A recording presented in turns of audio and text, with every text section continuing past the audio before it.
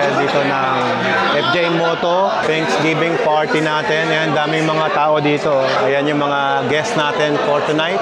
Ang saya ng event. The founder of FJ Moto, Boss Don Joseph, si Aaron. Anong pangalan ng grupo nyo? Lone Rider. Tito Bong, Long Rider yan. Tapos sila Bak, ito yung mga kagrupo namin. Kompleto kami dito guys. So yung Lost Boys sila. Kayo po yung Long Rider. Si Aaron. Bro, nice meeting you, idol. And then yung wife ko guys, sobrang nag-enjoy din siya. May mga kausap na rin siya dito. Hi Boss Toti. Thank you boss. Good evening. Thank you for coming. Thank you, thank you. Galing pa kayo ng Thailand, right? Yes, sir. Oo. Pero sila Toti, galing silang Bataan. Imposibleng wala ka 1.5. Lokoy mo lang mong panot. Bye-bye, Ma'am Janet. And gusto Budol is life. Bye-bye. Bye-bye.